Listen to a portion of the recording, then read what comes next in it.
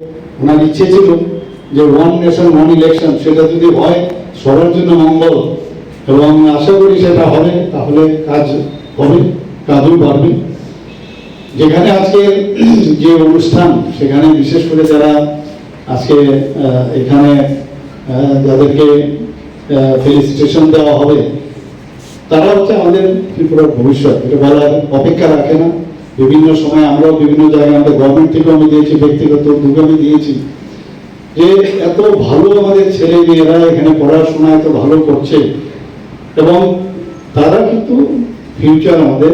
এবং এটি মনে রাখতে হবে যে অনেকে এখান থেকে, আমি রামকৃষ্ণ আশ্রমের মহারাজাকে একবার আমি জিজ্ঞেস করেছিলাম যে আপনাদের এখানে এত এত আপনাদের যে এসটি বলুন বা জেনারেল বলুন, সব ছেলেদের ছেলেদের আপনি এখানে পড়ান, তারা কোথায় এত বছর ধরে আপনারা চলে গেছে?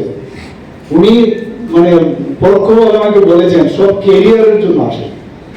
তো এই রামকৃষ্ণ মিশনে থেকে আমাদের বিবেকানন্দের যে আদর্শ, সেই আদর্শ এখানে কতজন ফলো করে আমি জিজ্ঞেস করলাম যে তারা সেই আদর্শ কিন্তু কেরিয়ারিস্টিক, কেরিয়ারের জন্য হয়ে বাইরে চলে গেল, বিদেশে। আমার ছেলে কোথায় থাকে? আমেরিকাতে থাকে, ওয়াশিংটনে থাকে, এতেই গর্ব।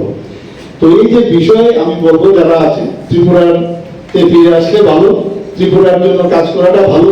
বাইরে হয়তো সাময়িক একটা মানে সুযোগ সুবিধা থাকবে, পাবে, কিন্তু ত্রিপুরার যে ত্রিপুরাতে তোমাকে এই জায়গায় নিয়ে এসছে, সেই তার কর্তব্য করা উচিত। গার্জেনদের আমি বলবো যে এই মানসিকতার জন্য থাকে, কারণ আমরা জন্মেছি কাজের জন্য, মানুষের জন্য, সেটা ত্রিপুরাতেই হোক, বিদেশেই হোক, বা ভারতবর্ষের অন্য প্রান্তেই হোক। আমি বলবো যে ওরা আজকে এখানে সম্বর্ধনা সবাইকে দেবে, আমিও ওনাদেরকে শুভেচ্ছা জানাচ্ছি সবাইকে।